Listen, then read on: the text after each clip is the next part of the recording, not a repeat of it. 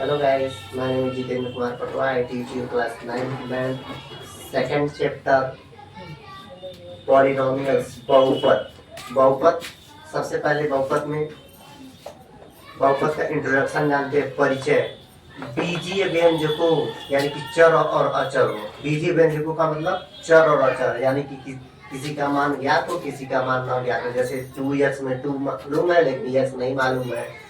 बीजीय व्यंजकों के जोड़, गुणा, घटाना, भाग की संक्रिया को बहुपद कहते हैं। एग्जाम्पल के तौर पे 2x प्लस वाई देखिए जोड़ है, इसमें क्या है, कौन सा चर है, कौन सा अचर है। जिसके मान ज्ञात होते हैं वो अचर होता है, जिसके मान नहीं ज्ञात होते। देखिए x y का मान नहीं मालूम है तो ये हमारा क्या है, चर है। देखिए हाथ पैर है इसके, x के हाथ है, पैर है।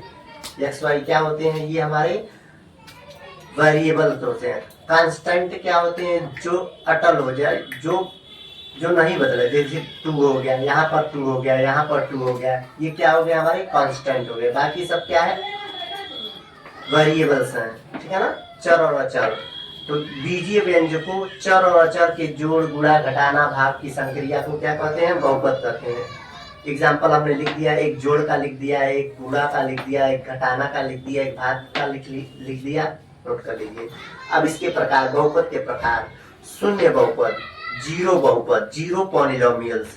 देखिए जीरो में पॉलिनोमियल्स, इसका मतलब क्या हुआ, जीरो में पॉलिनोमियल्स बराबर जीरो एक्स। इसमें पद क्या हो जाएगा, जीरो एक्स का मतलब जीरो में किसी का गुणा होता है तो जीरो हो जाता है। इसमें पदों की संख्या क्या हो जाएगी, जीरो हो जाएगी, ठीक है। रैखिक बहुपद, लीनियर पॉलिनोमियल्स में इसके जो घात होते हैं, मैक्सिमम घात क्या होते हैं, यहाँ x का घात क्या है, जीरो है, कुछ नहीं है तो जीरो है। x पर घात जीरो का मतलब चूंकि क्या होता है, चूंकि x पर घात जीरो का मतलब क्या होता है, एक होता है, पता है। यहाँ पे जीरो ही है तो क्या हो जाएगा, यहाँ पे जीरो हो जाएगा। यहाँ पे x का घात क्या है, एक है तो रैखिक बहुपद है। यहाँ पर x का घात 2 है तो ये द्विघाती बहुपद है, क्वाड्रेटिक है। यहाँ पर घात 3 है तो क्यूबिक बहुपद है, पॉलिनोमियल्स है, ठीक है ना, त्रिघाती बहुपद है। बहुपद जिसमें n घात हो, देखिए जीरो से शुरू है, a0 x to the power 0, a1 x to the power 1, कहाँ तक, सो 1। लास्ट में क्या होता है, a1 x to the power n। इससे एक घटा करके लिख दिया, a पर n माइनस 1, x पर n माइनस 1, तो क्या है, ये हमारा पॉलिनोमियल है। n नंबर्स ऑफ n ना, पदों की संख्या क्या है, नंबर्स ऑफ n। इसमें पदों की संख्या क्यूबिक में 3 होता है, क्वाड्रेटिक में 2 होता है, रैखिक में 1 होता है, जीरो पॉलिनोमियल्स में 0 होते हैं, ठीक है, पदों की संख्या 0 होती है।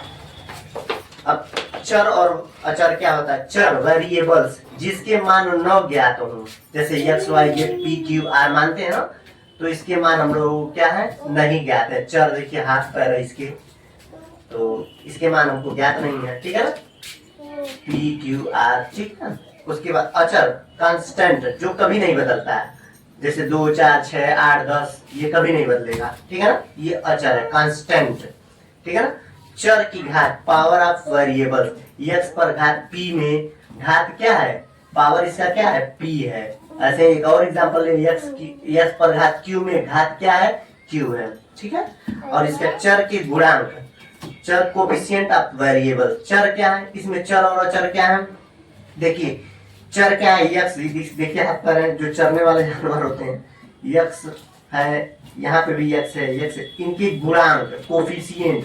देखिए x का कोफिशिएंट यहाँ पर क्या है, x का गुणांक क्या है, ax स्क्वायर प्लस by, यहाँ पर ले लीजिए by प्लस cz, ठीक है ना।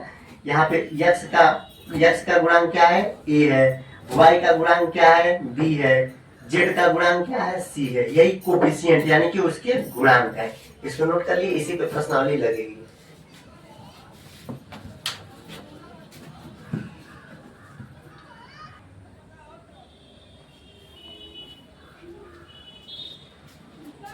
Hello guys, welcome back to my channel. प्रश्नावली 2.1 क्लास 9 बहुपद पॉलिनोमियल्स। क्वेश्चन नंबर पहला कह रहा है, निम्नलिखित में कौन एक चर में बहुपद है और कौन नहीं। चर और अचर क्या होता है, चर अचर, ये हमने पिछली कक्षा में आपको बताया है।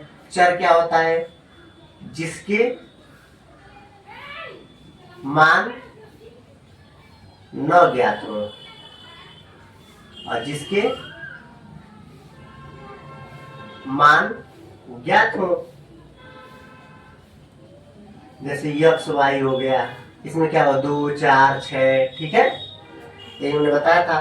कह रहा है निम्नलिखित में कौन एक चर में बहुपद है और कौन नहीं, यही आपको बताना है। पहला देखिए 4x², इसमें क्या है, चर अचर क्या है, देखिए 4 क्या है, अचर है, अटल है, ठीक है, ये नहीं बदलेगा। यक्स क्या है, इसमें चर है, यहाँ पे चर है, देखिए एक ही चर है, यानी कि एक ही जाति की है, यक्स यक्स, ठीक है। तो हल एक चर, एक चर कौन सा है, यक्स, एक चर यक्स वाला बहुपद है, ठीक है। यहां पर देखिए हल, इसका दूसरे का हल देखिए, यहां पर भी देखिए केवल y है, ठीक है ना। तो एक चर, कौन सा चर है, इसमें y का चर है, ठीक है, y वाला बहुपद है, ठीक है। इसमें देखिए केवल टी है, ठीक है। हल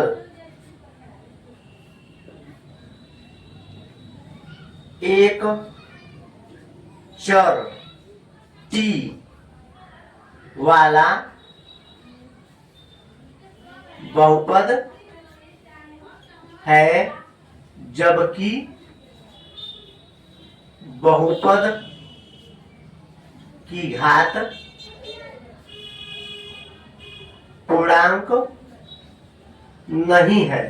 ऐसा कैसे कहा, देखिए टी पर पावर, यहां पर देखिए टी है, इसका मतलब क्या हुआ, इसको लिख सकते हैं टी पर पावर 1/2, इसको क्या लिख सकते हैं, प्लस टी√2। देखिए यहाँ पे 1/2 है, यहाँ पर टी है, एक घात है, यहाँ 1/2 है, तो वही कह रहा है एक पूर्णांक नहीं है, पूर्णांक नहीं है, 1/2 है ना, इसलिए, ठीक है ना। यहाँ पर भी देखिए एक चौथे में भी y है, तो y² हो जाएगा, जब इसको हल करेंगे तो y² प्लस 2/y हो जाएगा। इसका मतलब क्या हो जाएगा, y² प्लस 2y इनवर्स, देखिए एक तो ऋणात्मक है, एक तो धनात्मक है, हो जाएगा ना इसका मतलब। तो यहाँ पर भी लिखेंगे वही चीज, हल, ठीक है। क्या लिखेंगे, एक चर y वाला बहुपद है जबकि बहुपद की घात पूर्णांक नहीं है, ठीक है ना। अब इसमें देखिए हल, इसका एक चर वाला बहुपद नहीं है क्योंकि इसमें 3 चर क्या क्या है, यक्स है, वाई है, टी है, ठीक है, तीनों अलग अलग चर हैं, नोट कर लीजिए।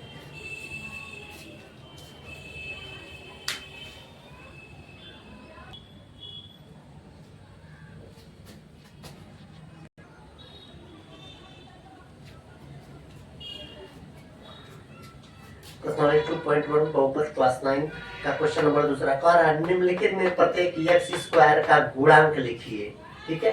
अब x² यहाँ पे किसी चीज का गुणा नहीं हुआ तो समझिए एक का गुणा हुआ है, इसका गुणांक क्या होगा, 1।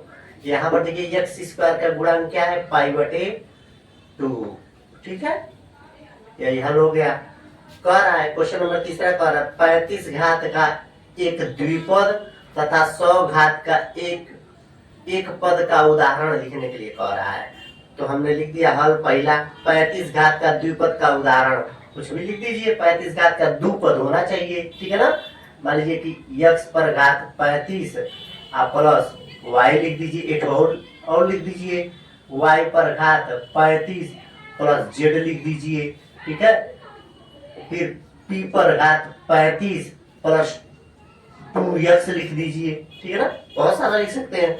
100 घात का एक पदी का एक उदाहरण लिखना है, एक के पद हो, x पर घात 100 लिख दीजिए, चाहे y पर घात 100 लिख लीजिए, देखिए एक ही पद है, प्लस z पर घात 100 लिख दीजिए, चाहे p पर घात 100 लिख दीजिए, ठीक है, q पर घात 100 लिख दिए, 100 घात हो गया, ठीक है ना। 100 घात का एक पद का उदाहरण लिखने के लिए एक पद है, इसमें देखिए दो दो पद लिख दिया हमने, बहुत सारा लिख सकते हैं। क्वेश्चन में चौथा कह रहा है निम्नलिखित बहुपद के घात ज्ञात कीजिए, ठीक है, बहुपद के घात, जो सबसे बड़ा घात होता है उसी को लिख देते हैं। 5x cube plus 4x square plus 7 में सबसे बड़ा घात x का यहाँ पे क्या है, यही इसका घात हो जाएगा 3। 4 माइनस एक्स स्क्वायर में सबसे बड़ा घात क्या है 2। यहाँ पर 5t रूट 7 सबसे बड़ा घात, यहाँ पे कुछ नहीं है तो t के ऊपर कुछ नहीं है तो 1 है, ठीक है ना। अब 3 कह रहा है, 3 बराबर क्या लिख सकते हो भैया, इसमें किसी चीज 3 बराबर लिख सकते हो x पर घात 0, x पर घात का 0 का मतलब क्या होता है, चूंकि x पर घात 0 बराबर 1 होता है, समझिए हमने 1 का गुणा कर दिया है इसमें, तो इसकी अब इसका घात क्या हो जाएगा, घात बराबर 0, ठीक है ना।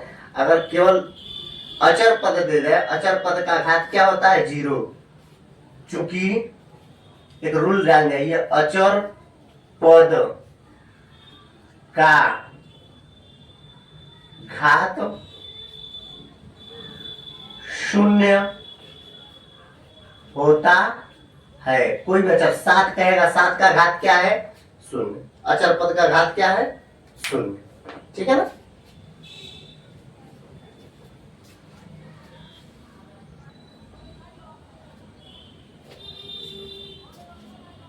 क्वेश्चन नंबर 5वां देखिए, निम्न में कौन कौन द्विघात है और कौन 3 घात का है, ठीक है।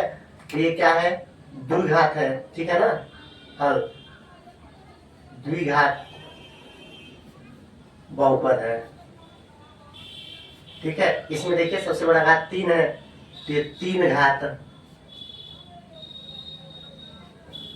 घात बहुपद है। इसमें देखिए सबसे बड़ा घात क्या है 2 है, तो द्विघात बहुपद है। इसमें देखिए एक ही घात है, ठीक है ना, तो एक घात का बहुपद का है, चाहे रैखिक बहुपद का है, रैखिक बहुपद। इसमें देखिए एक ही घात है t पर, रैखिक बहुपद है,